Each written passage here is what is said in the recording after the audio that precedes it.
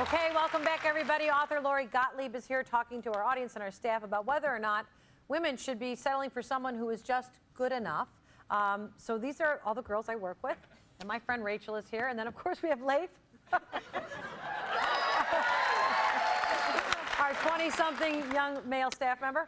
So I know you guys have different things you want to talk about. Do you want to start with like guys you've dated? I know you said after you read the book you felt badly about a guy that you didn't give a chance to a long time ago. Well, there was one chapter. This is Brina. Hi. There was one chapter in this book that I could really relate to. And I moved out here, and you know, you come out here and you're struggling at first, and I was dating this amazing guy who was such a sweetheart. He was going through law school, and I was struggling in this horrible job, and he, you know, wanted to get married, and I was like, oh my God, wait a second. I have like all these things that I need to do, and I'm not where I want to be, and you know, like this is all too serious. And then I started looking at him, and I'm like, oh, he's just too boring for me. Like he's so, you know, when really looking back, he was a great guy, and he wasn't boring, and you know, but I'm sure at the time I wasn't ready. But at that time in your life, that was the path that was right for you. That's okay. I hope you don't feel regret over that. No, I don't regret it. I don't regret anything. I mean, you know, you go down a path, and I think things happen for a reason, and I am a believer in that.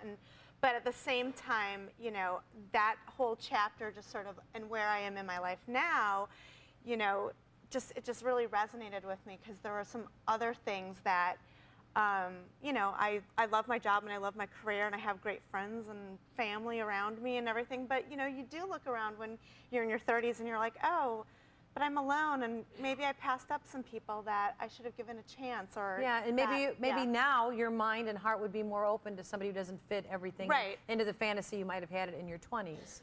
Right. Because we talk about this all the time. Yeah. All the girls in the morning meeting, we'll sit later afterwards and just talk about the fact that we're all single right now. Right. Yeah, and you know, there are times when, I mean, I love being alone, and that was another thing that you said in that chapter. I forget what it was. It was like, she's pointing at me. I know, that's what you said in that book. Well, Lori, she's saying that. This is all stuff that I related to. There was something about, you know, you go through. I went through all these relationships, and I woke up one day and I realized that, you know, I thought I was like with all these Prince Charmings, but what I realized is I was infatuated with all these Peter Pans, and I'm like, oh my God, what did I do?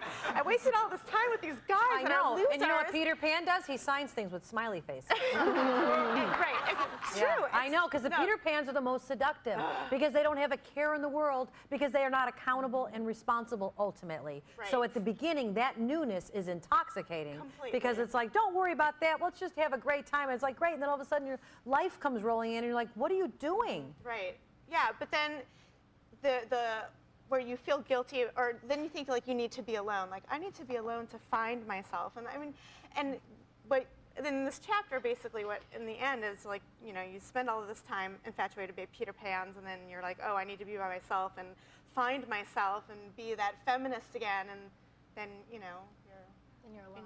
Then you're alone. And well, I don't know about the feminist thing. I never thought in those terms. I just thought in where my heart was leading me. Yeah, I don't know that it's feminism exactly. It's more that we grew up thinking like we can have it all, and we're so strong and independent and all of that, which is all great.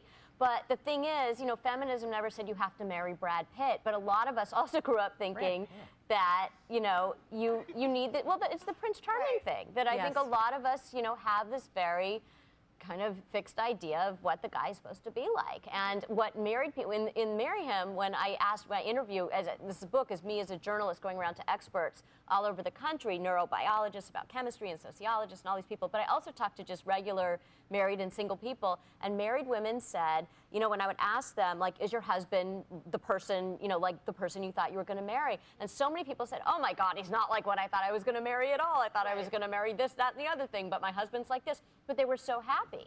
Well, I guess it depends maybe what age you get married as well.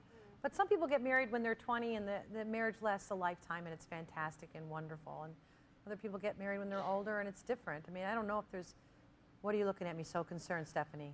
No, I'm trying to think. You know, I got married. You had a date this weekend, right? I did. It was really bad. Why was it bad? Oh, Did he not have all his own teeth? No, he had teeth. He had teeth. I was going on my third date with him, and I called him. He had a fake picture on his profile. Well, it wasn't him. It was his brother. What? But you know how we're really smart little producers? It's really bad to be in a relationship with a producer because we know Find out where anything. to go. We're like researchers, detectives, we know. So I did all this research to make sure I wasn't going to go on a date with a cuckoo bird. And so I discovered that it was his twin brother's like modeling picture. But I never brought that up. So Okay. I'm at Does he dinner. look like him? Well, I called him one good picture man. Like he had one good picture, then the 9 other pictures were not so good. But I thought, I was reading your book and I thought, okay, I'm gonna give him a chance. Yes, yeah. You know, so I went out and this was my 3rd date. So he had written me an email and he wanted me to do a sleepover. What? And Good for him for asking. Good for him. How many girls were invited?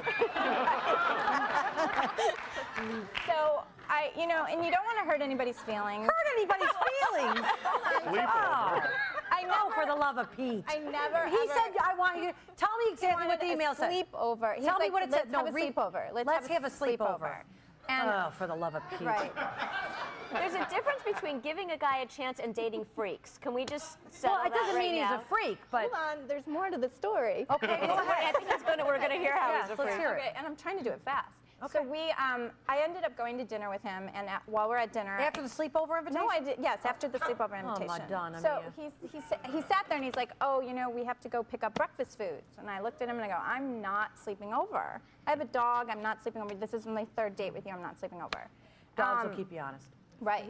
So he gets this pouty look and he's all disappointed, and I'm looking at him like, "Are you kidding me?" So he's like, "Whatever, whatever." So we finish our food. We go back to his place. I hang out with him for a while, and then I leave. And then the next morning, I wrote him an email saying, "Thank you for dinner. It was lovely." I don't hear crickets. Crickets.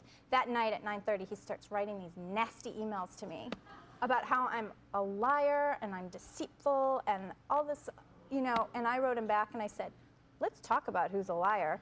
Whose picture is that on your Facebook or your page?" You know, and that just pissed me off. And I said, "Please do not contact me ever again." Good for you. Yep.